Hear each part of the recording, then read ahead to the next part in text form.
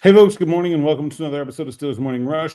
I'm Alan Saunders. It is Friday, January 31st, and today is my last day here in Mobile from the Senior Bowl. So I want to wrap things up from a Senior Bowl perspective today, and then we'll be transitioning to the Pro Bowl, which is in Orlando over the weekend. Be there for a couple of days, and then on to the next stop on this journey. The Steelers paid a lot of attention to defensive line and wide receiver here at the Senior Bowl in Mobile, and it makes a lot of sense for those positions to be their priorities as they enter the 2025 NFL draft. As we talked about, there was not a lot of talent available to them at the quarterback position near the top. I don't believe the Steelers are even considering a quarterback in the first or second round at this point. I think you are looking at possibly cornerback, possibly running back somewhere in there, but more than likely defensive line and wide receiver. And I get a question from Preston Lenigan, who said, basically, there is a bigger drop-off from the first-round talent to the second-round talent at wide receiver than there is at defensive line. So should that be the reason that the Steelers prioritize wide receiver over defensive line in the first round? And then also said, or is what happened down the stretch of 2024 with Derrick Henry running all over the Steelers enough of a problem that it needs to be addressed so badly that the Steelers go to defensive line in the first round? And I think it's a good question. It's probably something we're going to talk a lot about over the next couple of months. If you had to ask me right now, which player do I think is the most likely player to be drafted by the Pittsburgh Steelers in the first round at number 21 overall, I would say Emeka Egbuka from Ohio State. If I was making a mock draft today, that's who I would put in that slot. I think he is the player that is most likely to be available at 21 that has the highest upside possible to the Steelers. They have a huge gaping need at wide receiver. He is a very, very good wide receiver, likely to be available at 21.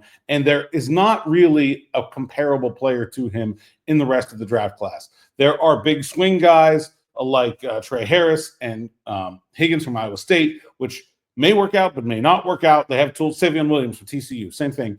Like they have the tools, but there's question marks, right? It's an uncertain evaluation. Then there are guys that are just limited, and you can put Ty Felton from Maryland in that group. Then there are guys that are just limited, where they're really good at one thing, but maybe not really good at everything, or maybe they're physically limited, like Tez Johnson from Oregon. They may be good players for the Steelers, but they're probably not going to be that star number one wide receiver that the team really looks like it needs going forward. And so I really think Emeka Egbuka can be that, and I think that is the reason why he is the most likely single player at number 21. But if you ask me which position they're most likely to pick, I might say defensive line, because I think there are a lot more options at defensive line at that position. Kenneth Grant from Michigan might be the best player that could be reasonably available. I think he will probably go off the board before the Steelers pick, but if he's there, he'll probably be the best player available. And then there are a lot of other defensive linemen in this conversation. Walter Nolen from Ole Miss. Then you have Derrick Harmon from Oregon. Then you have Tyleik Williams from Ohio State. And that's a big group. And so if you look at that group and add up all those percentages, I think defensive line may be more likely than wide receiver. Also Matthew Golden from Texas. I feel like his stock is rising very quickly. I'm not sure where he's going to end up. He certainly could get taken ahead of the Steelers, and he certainly could be available as well. But I think defensive line is such an obvious priority, and it's not just about what the Ravens did. And Smithy and I talked about this earlier this week. It's what the Ravens did. It's also the strength of this draft class. It's also what the Steelers want to do and what to be overall. They want to be a trenches first team. And I don't think them drafting a defensive lineman is necessarily directly related to what happened to the Rangers. I think they wanted to draft a defensive lineman in this class before that happened. I do think that maybe increased the level of urgency of getting that done, and also maybe specifically sussed out what kind of defensive lineman we think they might be after, right? Like if I look at a guy like Harmon, I think he's more of a pass rusher than, say, Kenneth Grant, who is just pure giant run stopper, high motor, very much like a Cam Hayward type coming out of college. Cam developed into a really good pass rusher in the NFL. I'm not saying Kenneth Grant can't. I'm just saying projection-wise, very similar coming out of college. And so I think maybe it did sort of decide for them what kind of player they need there. I'll be very interested to see what they do with Larry Njobi as well. If they decide that they want to release him, free up that cap space to maybe make some moves at wide receiver and corner in this offseason, because free agency comes first.